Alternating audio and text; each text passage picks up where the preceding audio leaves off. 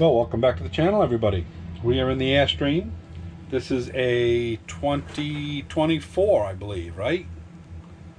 2023. Carol says it's a 2023.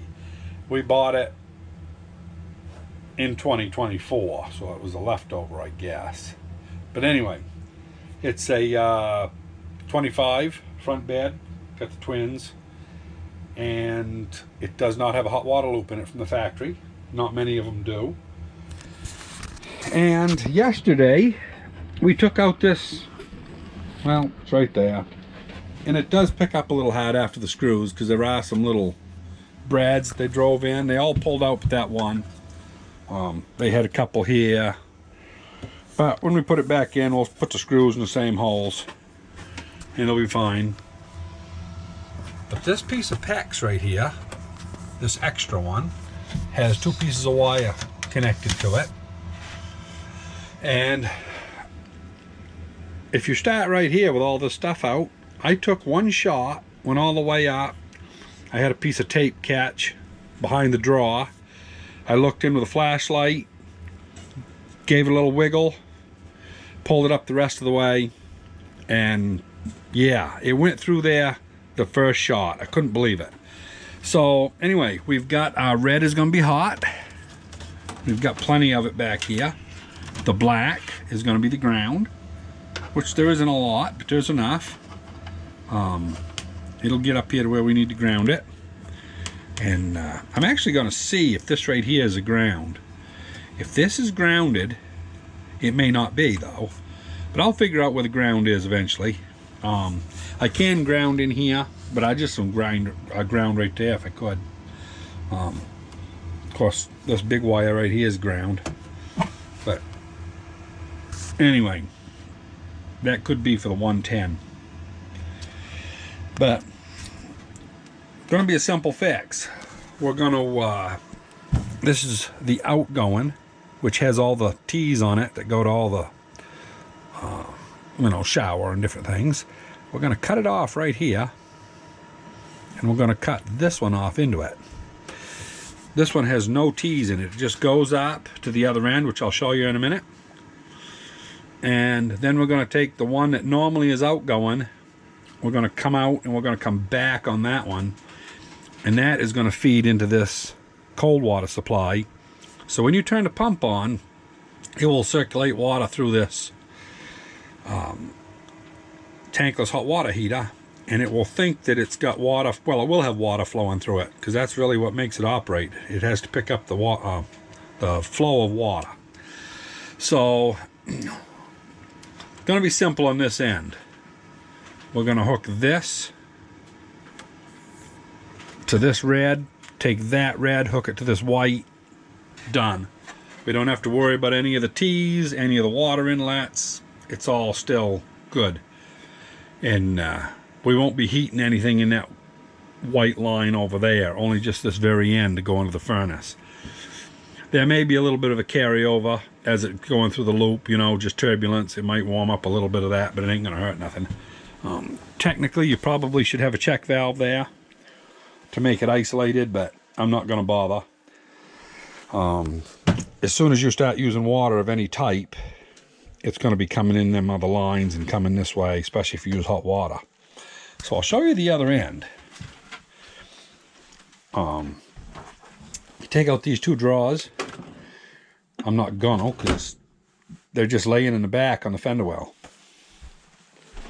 And what I did was I pulled this line. You can see the red one right there. I pulled that up in here about 2 feet without losing the other end. Carol was watching the other end, and I put a elbow on it, and then I let it go back down in. So, and then we've got the motor right here, little electric pump. We're going to set that right over here, and we just have to come across right here. Carol's getting a flashlight out. Flashlight ain't with us yet, but anyway, we're just going to put a T in right here and come right over to here. This is our inlet side. It's going to come out of here, and we've got this nice little, got it in here backwards. So this has got a drain on the bottom, which we're going to run out the side one way or the other. And it's going to go out of the pump into here. It's going to go into the tank and mix with the cold water. And then it's going to come out over here and go back on where that red valve is. That's the other line. It'll go back on it. And we'll take that little piece of PEX with a valve on it and bring it out of here. And that'll continue the loop so that everything's got a hot water loop. And yeah, I'm not going to video while I'm going because it's really hard in here.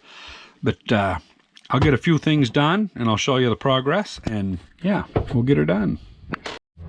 Okay, so the red line that goes up and over and into this pump is the suction side. That's going to come direct from the heater.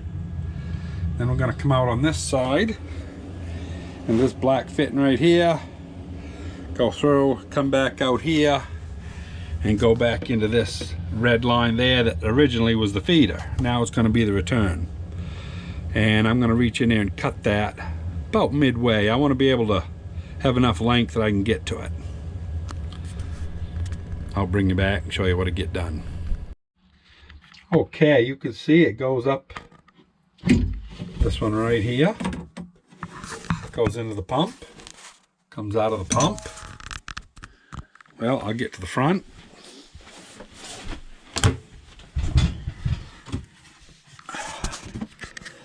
So you can see it goes up into the front of the can.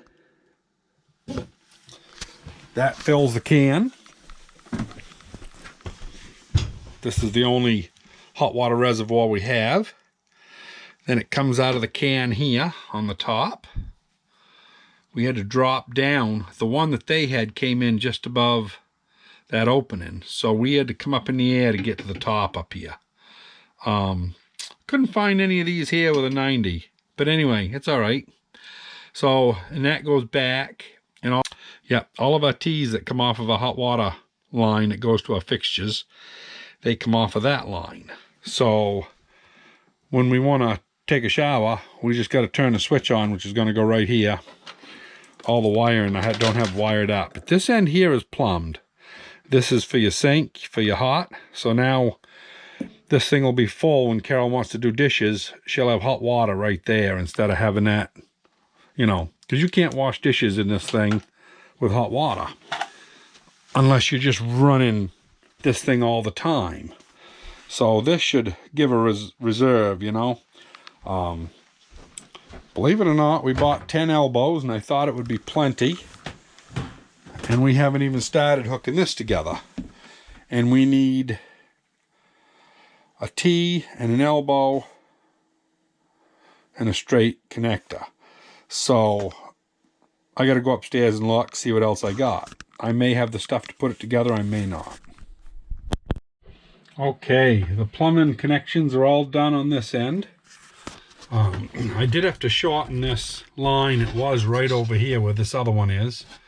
But the cold water comes in this pipe, runs right along, goes down in to the bottom where it normally does, but it's got a T right here. So when we turn that water pump on to recirculate, the hot water is going to go out this one. It will come back this one, enter the intake, and it will run through the furnace continuously. And the furnace will think that it's got water flow. Well, it will have water flow. And it will start the burner going, and it'll heat that tank up in the other end. And we should have a hot water loop. So that's going to be it for today. We've got all the plumbing part done. Tomorrow, we'll do the electrical. I think that's going to be a little more straightforward and simple. Everything's out where you get to it, because I've already got the lines pulled. And I got plenty of wire on this end. And yeah, we got to come up, go across the top. I'm going to put this switch right here. We got to do a real careful job. Carol's pretty nervous about me drilling stuff in the camper. But she allowed me to do that mess. So yeah, we'll see how things go.